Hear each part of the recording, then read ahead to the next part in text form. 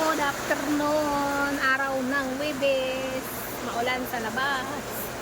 Higa-higa lang tayo din eh. Hindi pa tayo nagtupi, nagligpit kasi yung aking anak ay natutulog pa. Ayan. Tulog pa siya dyan kasi alas 6 na siya ng umaga dumating galing Jollibee. Nag-work sa Jollibee. So, wala, antay-antay tayo bumangon siya. Kakatapos lang namin kumain, ginising ko lang. Kasi to, may ibon na maingay. Ayan. Tapos nagulat ako, biglang malakas ang ulan sa labas. So, tingnan natin guys. Tingnan natin ang labas. Oh my God, sumabit mo. Sumabit yung ating damit. Tingnan natin ang labas. Lakas ng ulan.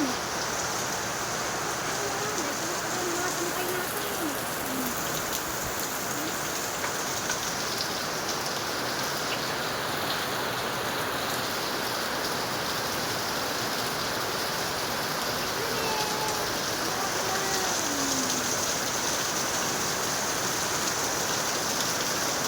Wala magawa guys.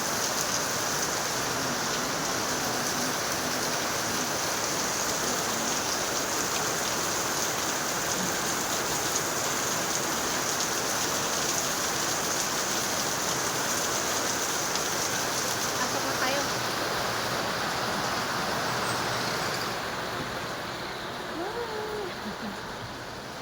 Ayan. Balik tayo sa higaan. Ganon lang. Diba? Kakatas ko lang mag-plancha. Kumusta po ang araw nyo guys? Ito. Sakit ng ulo. Hey, wala lang. Maglabalag-lag lang tayo. Kasi wala tayong magawa. Tapos naman na lahat ang gawain. Nakaluto, nakasaing, nakaligpit. Ito na lang hindi naligpit. Ang higaan. Kasi wala pang space doon. So, ganito ang buhay namin mag-ina. Kasi kaysa lalabas ako, wala namang ano doon gagawin. Mahiga na lang din tayo dito. Mamaya na lang magligpit pagkatapos pag pumasok ulit si kulot. Ayan, alas 4 ang pasok niya. So 3 o'clock babangon naman na yan. Ayan, may makulit lang akong kasama dito.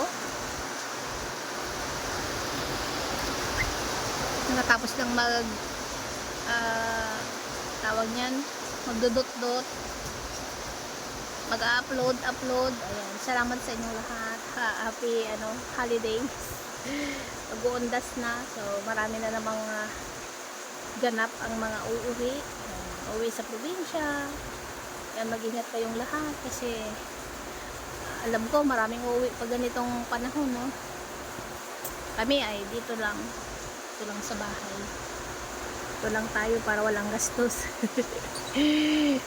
Para walang gastos, stay at home na lang tayo guys. Para tipid-tipid. Hirap ng life. So yun lang guys, para paraan mag-vlog sa araw ng Webes. Thanks for watching. Bye!